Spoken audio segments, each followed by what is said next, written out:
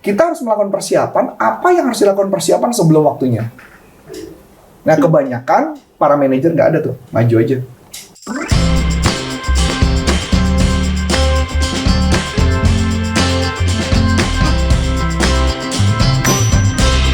Coach, mau curhat sales dong, Coach. Nih, Coach, kita kan sebentar lagi mau pergantian tahun nih. Nah, ada nggak sih, Coach, strategi khusus nih yang harus dipersiapkan para sales, terutama untuk meningkatkan penjualan di tahun depan? Mungkin kalau ke para salesnya lebih tepatnya enggak. Tapi yang dilakukan adalah para manajer kepada para sales. Karena sales kan tujuannya adalah jualan, lakukannya. Tapi strategi-strategi itu yang harus dimiliki oleh para manajer sebelum mereka berjualan. Karena itu yang menjadi bagian penting. Sebelum Anda lanjut nonton video ini, silakan Anda subscribe, like, dan share kepada teman-teman Anda sehingga channel ini bisa bertumbuh. Nah, jadi pertanyaannya adalah strategi apa yang harus dilakukan oleh para manajer. Jadi ada dua yang kita bisa persiapkan. Yang kita persiapkan yang pertama seandainya terjadi resesi. Jadi kalau terjadi resesi, kira-kira apa yang harus dilakukan oleh para manajer atau para senior manager untuk penjualan? Kebetulan beberapa waktu lalu saya sudah membuka kelas yang namanya tingkatkan penjualan di tahun 2023 dengan asumsi kalau sampai terjadi resesi. Jadi kita udah persiapkan dulu tuh. Jadi para manajer tuh tugasnya bukan hanya sekedar penjualan dengan kondisi biasa, tapi dengan asumsi kalau sampai terjadi situasi yang berbeda. Nah, makanya itu disiapkan dulu di awal. Nah, jadi kalau mau kayak gitu, kita ada beberapa hal yang harus dipahami. Yang pertama adalah tentu kalau kita asumsikan resesi ya, resesi. Maka yang pertama tentukan dulu uang tuh ada di mana. Uang ada di mana? Paham nggak maksudnya uang ada di mana? Uang ada di mana? Nggak paham tuh. Nah, kayak gini contoh. Di masa resesi, bisnis apa yang kelihatannya masih akan berjalan dengan baik? Jadi kita ngeliat dari peluang-peluang itu. Nah, jadi kayak contoh di tahun 2023, waktu 2020-2021, uang ada di mana yang berkaitan dengan healthcare. Produk-produk yang berkaitan dengan makanan yang bisa produknya higien dan belinya bisa di online. Nah, kayak gitu. Jadi kita sudah menentukan dulu target market mana dan perusahaan mana yang tidak kena dampak. Hampir tidak kena dampak. Perusahaan pertambangan. Perusahaan pertambangan hampir tidak kena dampak. Dampaknya cuma di karyawan doang. Jadi kalau ditanya jualannya mereka, dampaknya permintaannya tetap ada. Cuman kadang-kadang pengirimannya yang jadi problem, atau orang yang dikirimnya lebih problem, atau di sananya lagi di lockdown, itu aja problemnya. Tapi kalau sekarang kan tahun 2023 nggak mungkin ada lockdown. Iya. Nah, itu maksudnya. Jadi kondisinya kita harus mikirin uang ada di mana. Uang ada di mana. Kalau dia bisa ngeliat uang ada di mana, itu baru bisa jalan. Itu kalau konsepnya dalam konsep resesi. Kalau nggak resesi, ya resesi maupun nggak resesi, ada satu lagi. Kita punya yang namanya macam-macam strategi. Jadi yang pertama, tadi ya, uang ada di mana itu kita harus ngecek juga prospek siapa yang bisa dideketin, dan kita harus pahami prospek tersebut, dan apa yang ingin dicapai, dan tangan-tangan apa yang dihadapi oleh prospek itu. Nah, saat itu kita jadi bisa menentukan apakah strategi kita adalah menyerang atau strategi kita bertahan. Gitu ya. Kalau menyerang berarti apa? Kita datang, ketemuin, telepon, dan sebagainya, itu namanya serang. Yang lagi lakukan, ini sekarang banyak strategi nyerang, saya nyuruh. Kalau strategi bertahan artinya strategi di mana Vina sudah punya customer, customernya gede, itu dipertahankan tetap belanja sama Vina. Itu artinya strategi bertahan. Jadi lebih maintenance aja gitu ya, Coach? Maintenance. Tapi dengan asumsi, kalau kondisinya resesi, apa yang terjadi? Maintenance itu. Mereka kan mengatakan, boleh nggak kita negosiasi budgetnya? Masih ada kayak gitu. Dan itu kejadian di saya tahun 2020, ada yang kayak gitu. Mereka minta negosiasi lagi. Jadi diturunin atau apa, atau paymentnya telatin, itu terjadi. Karena yang tadi asumsi tadi kita udah kenal gitu ya. Jadi oleh sebab itu kita tentukan dulu. Nah, pada saat masa bertahan, jangan dikira customernya Vina, dia kan nggak bilang, sorry, Vin, duit gue lagi, bos bilang jangan keluarin budget, bisa dong? Nah, itu yang strategi yang harus kita tentukan. Apakah strategi yang menyerang atau strateginya bertahan? Sampai sini oke? Oke. Berikut lagi, Vin. Pada saat kita jualan, manajemen harus menentukan yang saya sebut namanya key intelligence topic. Jadi ada 3 jenis key intelligence topic pada saat kita jualan. Ada 3 hal yang harus dipahami. Ya ini mohon maaf ya, nih topiknya bahasanya agak tinggi dikit gitu ya. Jadi ada 3 jenis yang harus kita melakukan riset. Riset yang pertama adalah decision support. Decision support itu adalah keputusan apa yang akan kita ambil untuk mencapai target tersebut. Contoh, bagaimana cara meningkatkan penjualan 20% dengan kondisi market resesi di masa ini. Itu gimana tuh coach maksudnya? Nah, itu urusan nanti. Itu riset kan mereka harus mencari kan. Iya, Jadi tugas kita adalah manajemen, makanya mikir. Kalau suruh sales yang mikir kasihan. Iya, benar. Nah, sales cuma taunya perang. Manager atau GM ke atas mikir. Yang buat strateginya. Buat strateginya. Jadi artinya bagaimana meningkatkan penjualan 20% dengan masa kondisi resesi atau masa pertumbuhan ekonomi kurang dari 5%. Nah, kayak gitu. Jadi manajemen harus mikir tuh. Itu yang disebut namanya decision support. Jadi produk apa yang dijual, garapnya kemana, itu mereka. Jadi kalau mau misalkan contoh, tugas saya hanya memastikan Vina berhasil. Vina ibaratnya kalau saya perang, saya taruh di, kalau istilah perang ya, perang itu kan ditaruh di sungai kah, di perang ditaruh di darat kah, itu kan saya harus memperhitungkan kan. Jangan sampai saya taruh Vina di darat, ternyata ditembak mati habis itu kan. Nah itu adalah para pemimpin yang sering banget melakukan kepada anak buah adalah maju perang, mereka nggak mikirin. Tahu anak buahnya mati, ya udah tinggal cari lagi yang lain. Kan selalu begitu kan. Nah kita enggak. Kita mikirin nih, saya mau taruh Vina di mana? Dengan asumsi, begitu Vina saya taruh pasti sukses. Makanya saya memberikan tugas Vina apa? Menggarap perusahaan-perusahaan tertentu dalam waktu singkat, cara teleponnya seperti apa, saya ajarin kan? Padahal kalau ditanya, kok tekniknya yang beda sama teknik sebelumnya? Karena situasinya berbeda. Harus berubah. Nah, suatu saat Vina begitu nanti naik level, Vina yang menggantikan tugas saya tuh. Yang melakukan yang aneh-aneh gitu. Walaupun kalau sekarang mungkin Vina jadi bertanya-tanya, kenapa jadi gini ya? Padahal kan Papa sebelumnya ngomong itu, kenapa dia sekarang berubah? Karena situasi yang berubah. Pada saat nanti Vina yang melakukan itu, Vina juga nanti akan ada anak buah Vina akan ngomong, kok beda sih? Ya kan gitu pasti akan terjadi. Karena mau nggak mau kita harus melakukan sesuatu. Tadi ya. Jadi ada yang disebut namanya decision support. Jadi kita membuat teknik-teknik pertanyaan decision support apa yang harus dilakukan. Jadi buat teman-teman ini penting banget nih tahun 2023 pakai strategi. Strategi kedua adalah mencegah terjadinya surprise. Mencegah terjadinya surprise. Contoh, surprise-nya adalah ketika kita masuk, totonya ada perusahaan dari luar negeri masuk mendadak, yang tanpa kita tahu. Atau perusahaan kompetitor kita yang tadi kita pikir antang-antang aja, mereka berdua merger. Nangkep nggak? Nangkep. Jadi ada dadakan gitu, ada serangan dadakan. Nah tugas kita harus mempersiapkan kalau sampai terjadi serangan dadakan. Jadi biar kita nggak surprise. Misalkan contoh lagi, mendadak gitu ya. Misalkan pemerintah Indonesia mengatakan kita akan pindah ke kota baru, ibu kota baru di bulan sekian, atau dipercepat 6 bulan. Kita kan kaget gitu loh. Nah jadi artinya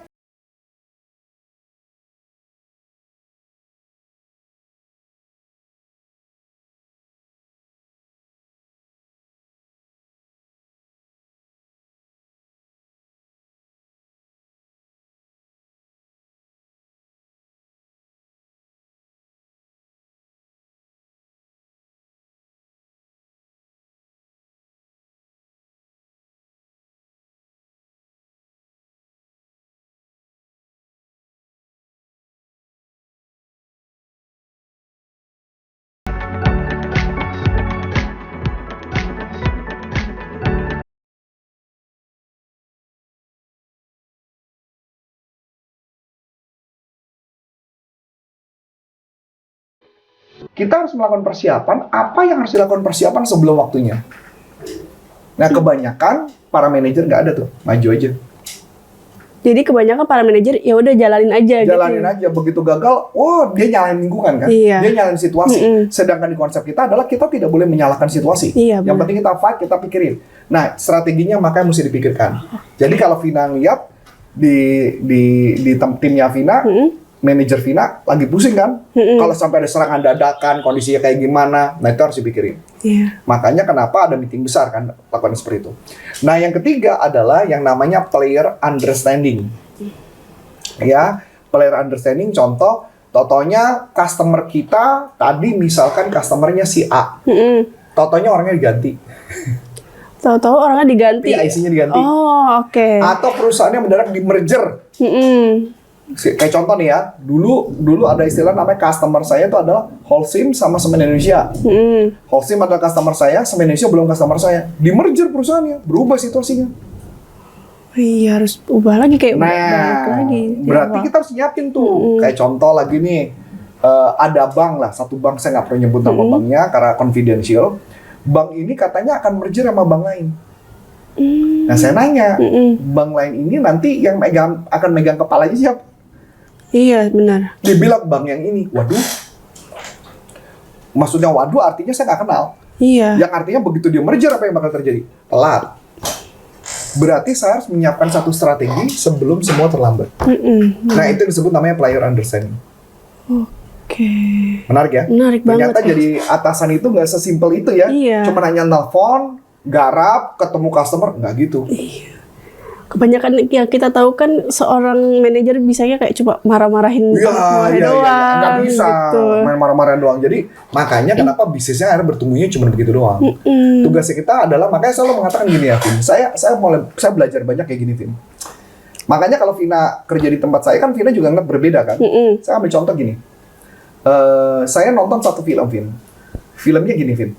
Jadi ada perangnya perang Vietnam. Bukan perang Vietnam, saya lupa lah, perang gurun atau apa gitu ya, Amerika. Jadi sebelum pasukannya diturunin terjun gitu ya, terjun perang, itu ada gosip. Gosip yang pertama surprise, yang tadi surprise. Iya, itu. surprise. Surprise tadi apa? Katanya bakal ada kemungkinan perang gas. Oke. Nah kan nggak lucu ya, Vin? Kamu nggak bisa persiapkan, kamu saya turunin, terus ada perang gas, kamu mati di sana loh. Iya. Nah itu maksudnya. Jadi pinter banget Amerika. Sebelum perang, semua diperlengkapi dulu pakai baju anti gas. Baju anti gas pasti kan sesak napas. Iya. Bayangin dong, muka ditutupin gitu kan. Bener, Vin? ha. Nah, terus kemudian yang kedua, Vina harus berlari. Udah pasti dong, namanya di gurun kan Iya. perang. Nah, bisa nggak Vina berlari dengan kondisi pakai masker tebel? Enggak, pasti sesak pengap napas dong. banget. Ha. Nah, itu yang dilatih. Pertanyaan berikutnya, Vina pasti pengen pipis dong. Iya. Nah, kalau baju tebel gitu gimana pipisnya? Pipisnya pun dibahas, Vin. Oh. Gimana cara pipisnya dan pipis dalam waktu cepat. Dan minum. Minum pun diajarin dalam waktu singkat, tanpa napas, harus minumnya air habis. Kenapa? Kan takut gas. Iya. Jadi minum harus buka masker dong. Gluk gluk gluk gluk gluk gluk, selesai. Tutup udah. Itu sampai kayak begitu loh, Vin. Mereka mempersiapkan dulu sebelum maju perang. Mereka dipersiapkan 6 bulan atau berapa lama dipersiapkan, dan akhirnya barulah dia perang. Jadi kayak kasih bekal dulu Dikasih nih. bekal. Nah, kebanyakan para manajer tidak begitu, betul nggak? Betul. Maju, mati, ya dia cari lagi yang lain. Iya, benar. Nah, itu yang terjadi. Makanya saya nggak suka. Saya paling tidak suka ada para manajer atau para manajemen yang membiarkan tim salesnya mati. Itu nggak fair menurut saya. Tugas kita mempersiapkan. Makanya kalau kayak Vina mau nelfon kan, saya nanya, Vin, mau nelfon apa? Oke, coba saya lihat dulu. Saya baca. Nggak sesuai.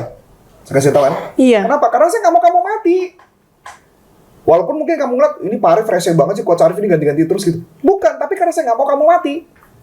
Saya mau memastikan kamu berhasil, bukan mati. Tinggal pertanyaannya, salesnya tinggal mau maju atau nggak. Sama kayak prajurit kan, mau Iya. perang atau nggak. Itu balik ke mereka. Nah itu ya. Iya. Kemudian ada analisa apa lagi? Yang kita analisa adalah, kita menganalisa yang namanya PESTEL. Apa tuh? Analisa PESTEL itu adalah analisa politik, ekonomi, sosiologi, teknologi, legal, dan environment. Jadi setiap sebelum perang, politik dulu kita harus tahu.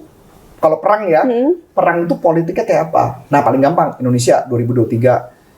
Sebentar lagi mau ngapain? Pemilu.